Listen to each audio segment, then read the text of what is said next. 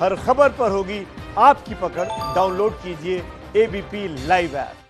पश्चिम बंगाल में ममता बनर्जी के गढ़ में आज बीजेपी गूंज रहा है।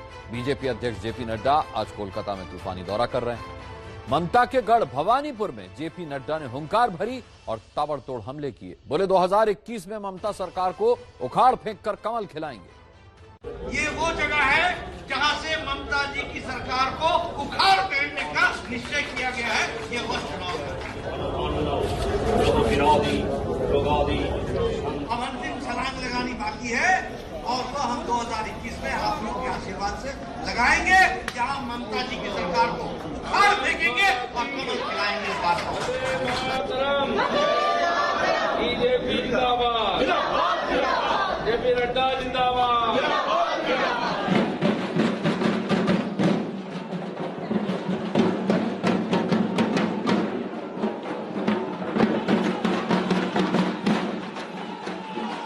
बंगाल में बीजेपी के विजय अभियान का ये जेपी अध्याय है और इसी विजय अभियान की स्क्रिप्ट लिखने बीजेपी अध्यक्ष जेपी नड्डा आज पश्चिम बंगाल इस अंदाज में पहुंचे।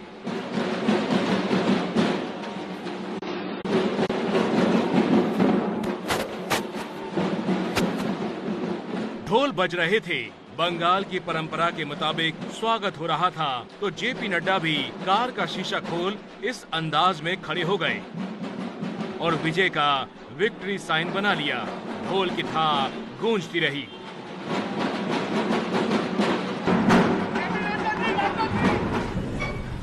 बहुत बहुत धन्यवाद माननीय नड्डा जी के। थोड़ी ही देर में जेपी नड्डा कोलकाता में तैयार हुए बीजेपी के नए कार्यालय पहुंच गए। यहां मंच पर से जेपी नड्डा ने बताया कि ये बीजेपी का वो कार्यालय होगा जहां से ममता सरकार को उखाड़ने की शुरुआत होगी। ये वो जगह है जहां से ममता जी की सरकार को उखाड़ फेंकने का निश्चय किया गया है। ये वह चुनाव था और इस शुभ घड़ी पर जब हमने इसकी पूजन किया है, मुझे पूरा विश्वास है कि हम आगे भी बढ़ेंगे और इस इलेक्शन ऑफिस से हम रणनीति भी बनाएंगे और उस रणनीति के कारण हम भारतीय जनता पार्टी को यश देंगे। जिस कार्यालय की जेपी नड्डा बात कर रहे हैं वो दरअसल कोलकाता के हेस्टिंग इलाके में तैयार हुआ है।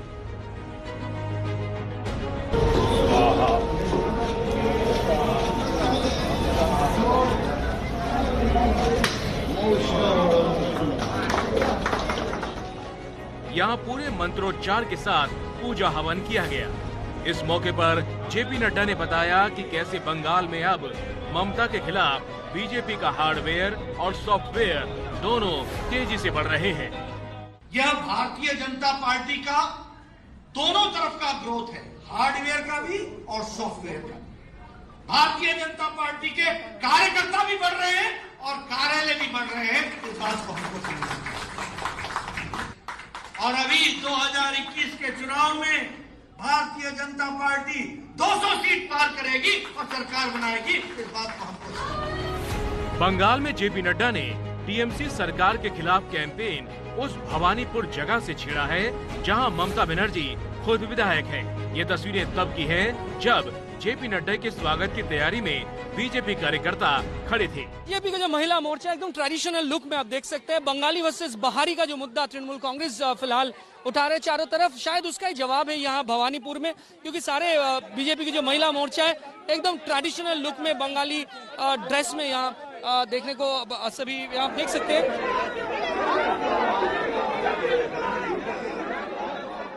इसके बाद जेपी नड्डा भवानीपुर पहुंचे। भारी भीड़ दिखी, कार्यकर्ताओं ने फूल भी बरसाए।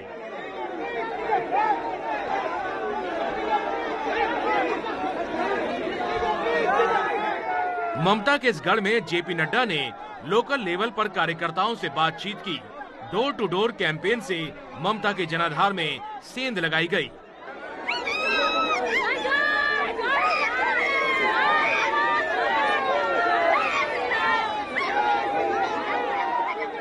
बीजेपी बंगाल में टीएमसी पर बीजेपी कार्यकर्ताओं की हत्या का गंभीर आरोप लगा रही है। जो बंगाल सोनार बंगाल के लिए जाना जाता था, आज वहां वायलेंस, करप्शन, भ्रष्टाचार, भाई भतीजावाद, और इसके साथ साथ विकास के विरुद्ध काम करने की योजना बनने का काम ये टीएमसी की सरकार ने पकड़ा है। अगर मैं वायलेंस की बात करूं, आज सुबह हमारा एक कार्यकर्ता मारा गया, कल हमारा एक कार्यकर्ता मारा गया, 130 कार्यकर्ताओं ने जाने दे दी, 130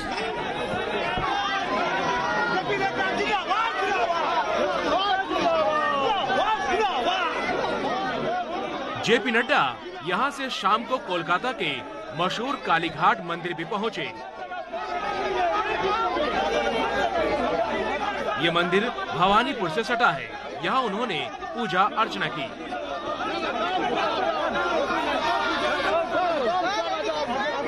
बंगाल में बीजेपी ममता बनर्जी को तुष्टीकरण की राजनीति पर घेर रही है और नड्डा ने आज इसकी मिसाल भी दे दी।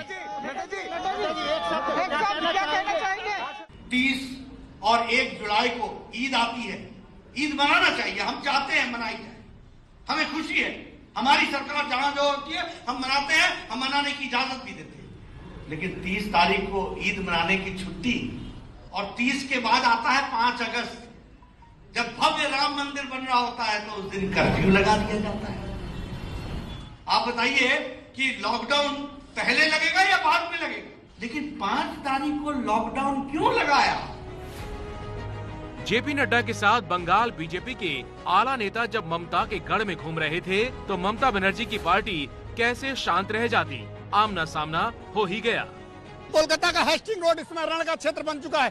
ये देखिए, एक तरफ ये टीएमसी के तमाम कार्यकर्ता यहाँ इकट्ठा हो गए और ये भाजपा के कार्यकर्ता, दोनों आमने सामने हैं।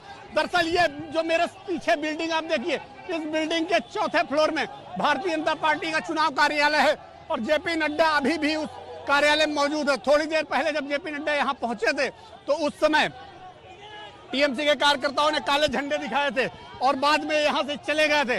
लेकिन एक बार फिर टीएमसी के तमाम कार्यकर्ता यहाँ इकट्ठा हो गए हैं। जेपी नड्डा के बंगाल दौरे को लेकर बीजेपी ने ममता सरकार पर एक गंभीर आरोप भी लगाया। बीजेपी के संबित पात्रा बोले, ममता सरकार ने जानबूझकर एयरपोर्ट पर नड्डा की सुरक्षा में कोताही बरती। नड्डा ने भी आज इशारों में ममता सरकार के प्रशासन को चेतावनी दे दी।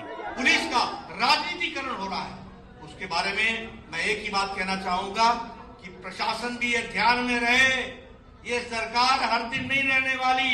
2021 के बाद भारतीय जनता पार्टी की सरकार बनने वाली है, ये हमको ध्यान रखना है। साफ है कि एक तरफ बीजेपी हर मुद्दे पर ममता सरकार को घेरने की तैयारी में है, दूसरी ओर ममता बनर्जी बंगाली बनाम बाहरी का मुद्दा जमकर रैलियों में उठा रही हैं। ममता का दावा है कि बीजेपी के बाहरी नेता आकर बंगाल में हिंसा फैला रहे हैं और अपने कार्यकर्ताओं को खुद मरवा रहे हैं। আমি পোস্টমর্টম রিপোর্টে যেটা দেখেছি তাতে বলছে শর্টগান, মানে ওই ছড়রা টাইপের। পুলিশ তো এসব চলে না, পুলিশ তো এসব ইউজই করে না। তার মানে কি তুমি একটা প্রোগ্রাম করার জন্য, পাবলিসিটি করবার জন্য তুমি একটা লোককে মেরে ফেললে? তুমি আমার একটা রাজবংশী ভাইকে মেরে ফেলেছো, মেরে ফেলে তুমি বলছো যে পুলিশ মেরেছে। ভাই পুলিশ মেরেছে? पश्चिम बंगाल की राजनीति खूनी हिंसा के लिए देश भर में बदनाम है। पहले यहाँ लड़ाई ममता के टीएमसी और लेफ्ट दलों के बीच होती थी, लेकिन अब सीधी जंग टीएमसी और बीजेपी के बीच है। इसलिए बीजेपी और ममता के बीच जमकर चुनावी तीर छोड़े जा रहे हैं। सब लोग बंगाली है, बंगाली का कल्चर हमारे अंदर में है। हम लोग इधर हम लोग का जन्म भी हुआ है। तो बीजेपी तो पश्चिम बंगाल में जो लोग बीजेपी का नेता लोग है, जो नेत्री लोग है, जो कर्मी लोग है, ज्यादा से ज्यादा बंगाली है। ममता बनर्जी वोट के कारण हिंदू मुस्लिम का विभेद कर रहे हैं, बिहारी बंगाली का विभेद कर, ये ठीक नहीं है। पश्चिम बंगाल में अगले साल 5 राज्यों के साथ विधानसभा चुनाव होने हैं। देखना होगा ममता जीत की हैट्रिक लगाती है या फिर बीजेपी बंगाल में जीत का नया अध्याय शुरू करती है।